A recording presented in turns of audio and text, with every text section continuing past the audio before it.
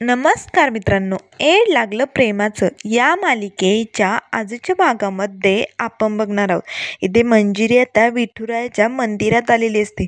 आता मात्र तिला खूपच वाईट वाटलेलं असतं. ती आता देवासमोर हात जोडते आणि म्हणू लागते, विठुराया मला माफ कर. खरंच रायावरती आम्ही खूप अन्याय केला. आता मात्र मंजिरीला आठवतं की कसं निखिलने चोरी केलेली असतानाच रायावरती आरोप करून मंजिरीने रायाला जेलमध्ये टाकलेलं असतं. आणि त्यानंतर इकडे बैलगाडा शर्यतीच्या वेळेसही मंजिरीने रायाला खूप काही सुनावलेलं असतं. आणि आता जिजीने मंदिरात सगळ्यांसमोर रायाचा खूप अपमान केलेला असतो. त्याला अनाथ गुंड खूप काय काय जिजी बोललेली असते. आता मात्र मंजिरी लगेच देवाला म्हणू लागते, देवा खरंच तूच आता आम्हाला माफ करू शकतो. आम्ही खूप मोठी चूक केली. रायाची काही चूक नसताना त्याला खूप त्रास सहन करावा लागलाय.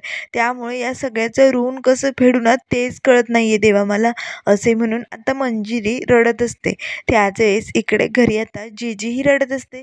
तेव्हा लगेच आता शशिकला म्हणू लागते, जाऊबाई तुम्ही इथे बसा बरं, खुर्चीवर इकडे या बरं आणि पाणी घ्या. जा नाही ईशा, पटकन पाणी घेऊन ये. जाऊबाई तुम्ही रडू नका हो, तुमचं दुःख मी समजू शकते, असे आता कळवळून इथे शशिकला म्हणू लागते. तेव्हा लगेच आता नाना मात्र तिच्याकडे रागाने बघत असतात. तेव्हा लगेच आता शशिकला नानांना म्हणू लागते, भाऊजी असं काय बघताय माझ्याकडे. त्याच वेळेस आता लगेच शशिकला सांगू लागते, अहो तुम्हाला वाटत असेल की खरंच या शशिकलाला आज एवढा कुठून पाझर फुटला, एवढी चांगलं का वागते ही. पण खरंच भाऊजी तुम्हाला सांगते, मी पण 2 मुलींची आई हो. एका आईला किती वेदना होतात ना हे मला चांगलं समजू शकतं. आज तिच्या लेकराने तिला किती त्रास दिलाय ना हे मी चांगलं समजू शकते. जाऊबाई तुम्ही काळजी करू नका, पाणी घ्या बरं, असे म्हणून आता इथे जिजीला पिण्यासाठी पाणी देत असते. त्याच वेळेस रुजिदा मनाशीच म्हणू लागते, आज मम्मीला काय झालं, एवढी चांगलं का वागते ती. तेव्हा लगेच आता जिजी म्हणू लागते, शशिकला नकोय ग मला, काही नकोय, मला पाणी सुद्धा नाही प्यायचं. तेव्हा शशिकला म्हणू लागते, जाऊबाई तुम्ही माझं ऐका बरं, शांत व्हा आणि पाणी प्या बरं आणि चला माझ्या रूममध्ये, मला ना तुमच्याशी जरा महत्त्वाचं बोलायचे. आता मात्र नाना आणि रुजिदा एकमेकांकडेच बघू लागतात. तेव्हा लगेच आता शशिकला जिजीला घेऊन आपल्या रूममध्ये निघालेली असते. तर इकडे डिफिकल्ट डंकीवरती ओरडत असतो आणि डंकीला म्हणत असतो, काय गरज होती तुला इकडे तिकडे बघण्याची, मी तुला सांगितलं होतं ना त्या बायका मंदिरात येता कामा नाही, त्यांना आतमध्ये येऊ द्यायचं नाही, तू कुठे बघत होता. अरे आज जर मंजिरीताई नसती ना तर काय झालं असतं. त्याच वेळेस आता राया रागातच घरी आलेला असतो. आता मात्र आतमध्ये येताच राया जोरजोरात ओरडून सगळ्या वस्तू इकडे तिकडे फेकू लागतो. तेव्हा दीपिकाला आणि डंकी विचारू लागतात, काय झालंय राया भाऊ, काय झालंय नेमकं सांग ना.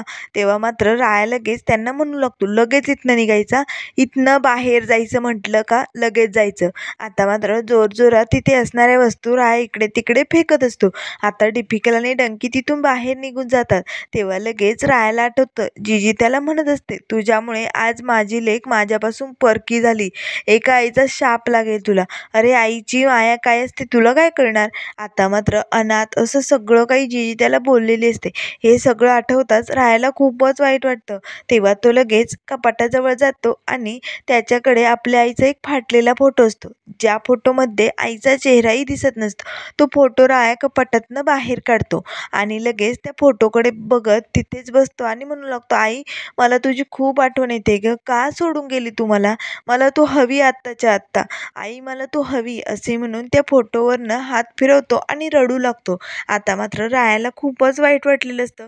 तेव्हा लगेच राया म्हणू लागतो, आपण गुंड अनाथ आहोत, आपल्याला आई नाही, पण मला खूप आईची आठवण येते आणि त्यात ती जिजी बोलली ते अगदी बरोबर आहे. मिस फायरला तिच्या आईपासून तोडतोय, त्या दोघींमध्ये खूप मोठी दरी निर्माण होते. नाही, एक आई नसल्यावर लेकराचे किती हाल होतात हे मला चांगलंच ठाव आहे. त्यामुळे मला त्या मिसफायरला जिजीपासून लांब नाही करायचं. मला उद्यापासून मिसफायरबरोबर बोलणं बंदच करावं लागेल, नाहीतर अशाने त्या दोघींमध्ये दरी पडेल आणि मायलेकींची ताटातूट होईल. त्यामुळे मला असं होऊ द्यायचं नाही. माझ्यामुळे मिसफायरची आपली जवळची माणसं तिच्यापासून लांब होता कामा नये. त्यामुळे उद्यापासून मला मिसफायरला भेटायचंही नाही आणि बोलायचं नाही, असे राया आता त्या फोटोकडे बघत रडत म्हणत असतो. तर इकडे मंजिरी देवाला म्हणत असते, खरंच आम्ही चुकलोय विठुराया आणि रायाने तर गुन्हा कबूल केला, ते पण आम्हाला वाचवण्यासाठी. त्याने खूप उपकार केलेत आमच्यावरती. जेव्हा नाना आजारी होते तेव्हा त्यांनीच आमच्या हॉस्पिटलचं बिल भरलं होतं आणि घर वाचवलं, दुकान वाचवलं. खूप वेळा त्याने उपकार केले आणि आम्ही त्या उपकाराची अशी परतफेड करतोय. नाही नाही देवा, काही करून मला माझ्या चुकीची शिक्षा मिळायलाच हवी, असे आता मंजिरी देवाकडे म्हणत असते. त्याच वेळेस एक काकू तिथे येतात. आता मात्र ते काकू खूप रडत असतात. त्या जोरजोरात रडत देवाला म्हणत असतात, देवा माझ्या या हातनं चूक झाली, मला माफ कर, मला शिक्षा देवे देवा, मला मला या सगळ्या चुकीचं प्रायश्चित्त करायचंय. आता मात्र ते काकू जोरजोरात आपल्या हातांनी त्यांचंच तोंड झोडू लागतात. तेव्हा लगेच मंजिरी उठून उभी राहते आणि म्हणू लागते, काकू काय करताय तुम्ही? किती मारताय स्वतःला? नका मारून घेऊ. तेव्हा लगेच त्या काकू म्हणू लागतात, अगं चूक केली मी आणि देवासमोर चुकीचं प्रायश्चित्त असंच करायचं असतं. त्याच वेळेस बाहेर आता कडूक लक्ष्मीवाले लोक आलेले असतात. आता मात्र गाणे गात तो माणूस जोरजोरात स्वतःच्या अंगावरती चाबकाचे फटके घेत असतो. तेव्हा लगेच त्या काकू म्हणू लागतात, या कडक लक्ष्मीसारखे चाबकाचे फटके तर मी नाही घेऊ शकत, पण मी एवढी प्रायश्चित्त नक्की घेऊ शकते. आता मात्र मंजिरी म्हणू लागते, काय म्हणजे प्रायश्चित्त करायचं असेल तर असं कडक लक्ष्मीच्या चाबकाचे फटके घ्यावे लागतात का? तेव्हा लगेच त्या काकू म्हणू लागतात, हो, देवासमोर असेच कडक लक्ष्मीच्या चाबकाचे फटके घेतले तर आपल्या चुकीचं प्रायश्चित्त आपण करू शकतो. आता मात्र लगेच मंजिरी त्या माणसाकडे बघू लागते आणि देवाला म्हणू लागते, आता एकच प्रायश्चित्त घेणार मी. आता माझ्या चुकीची शिक्षा मला मिळणार.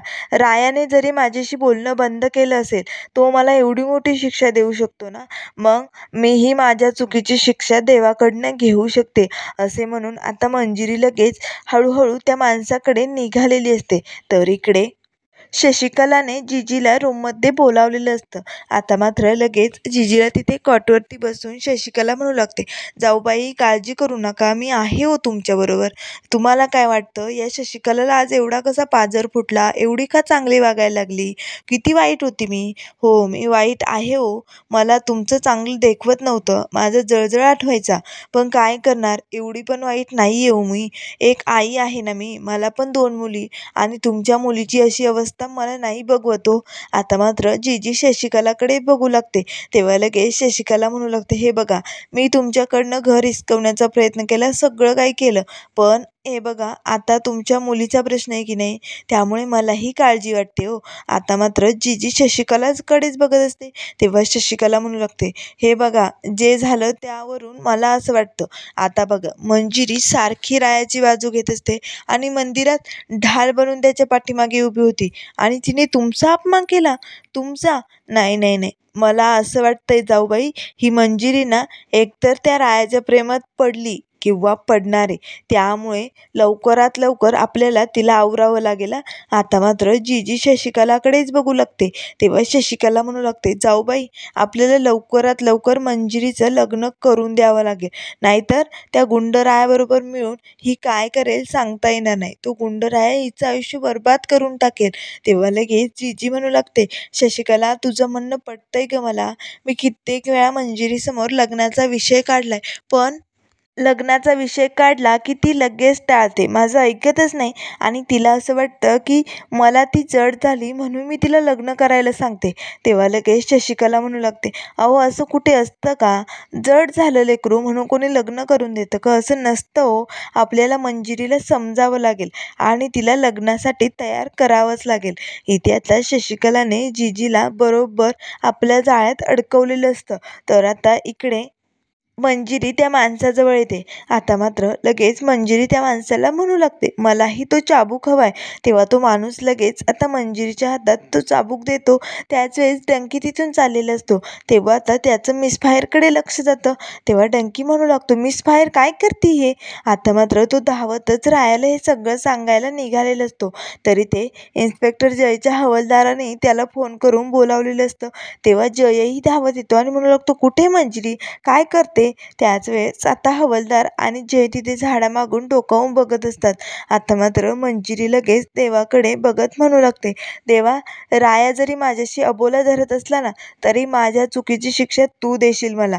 आणि मला माहिती आहे, माझ्या चुकीचं प्रायश्चित्त केल्यानंतर मला नक्की बरं वाटेल. माझ्या मनात हे जे काही चालू आहे ना, ते सगळं शांत होईल. असे म्हणून आता मंजिरी जोरजोरात स्वतःच्या अंगावरती चाबकाचे फटके घ्यायला सुरुवात करते. तर इकडे डंकी धावतच रायाकडे आलेला असतो. तेव्हा राया डिफिकलला म्हणत असतो, डिफिकल पटकन निघायचे, आपल्याला कामावरती जायचे. तेव्हा डिफिकल म्हणू लागतो, कुठे जायचे राय भाऊ? तेव्हा राया म्हणू लागतो, आजपासून वसुलीचा धंदा सुरू, मार्केटमध्ये जायचे आणि फुल वसुली करायची. जो धंदा इतके दिवस थोडे दिवस बंद केला होता ना, तो धंदा सुरू करायचा आहे. तेव्हा लगेच डिफिकल म्हणू लागतो, अरे राय भाऊ पण. तेव्हा राया म्हणू लागतो, आजपासून चांगुलपणा बंद आणि वसुली सुरू करायची, चला पटकन. तेव्हा लगेच आता डिफिकल म्हणू लागतो, अरे राया भाऊ पण माझं ऐक ना. तेव्हा राया म्हणू लागतो, हे बघ, जग आपल्याला गुंड जनावर काय बी म्हणू दे, पण या वसुलीनेच आपण जगत आलो एवढं लक्षात ठेवायचं. त्याच वेळेस धापा टाकत डंकी आलेला असतो. तेव्हा लगेच राया म्हणू लागतो, हे डंक्या, काय झालंय तुला, एवढा का धापा टाकायलाय? तेव्हा लगेच डंकी म्हणू लागतो, राय भाऊ, ती मिसफायर कडूक लक्ष्मीचे फटके घेते, चुकीचं प्रायश्चित्त करते, चल पटकन देवाच्या देवळात. आता मात्र राया लगेच धावत मिसफायरला वाचवण्यासाठी इकडे निघालेला असतो. तर आता हवालदार लगेच जयला म्हणू लागतो, जय सर, जा ना, वाचवा ना तिला. बघा ना, स्वतःला किती त्रास करून घेते हो, चाबकाचे फटके स्वतःच्या अंगावरती घेते. तेव्हा लगेच जय म्हणू लागतो, जाऊ दे, खाऊ दे तिला थोड्या वेळ ती चाबकाचे फटके. तिला खूप हौस आहे ना स्वतःला शिक्षा करून घ्यायची.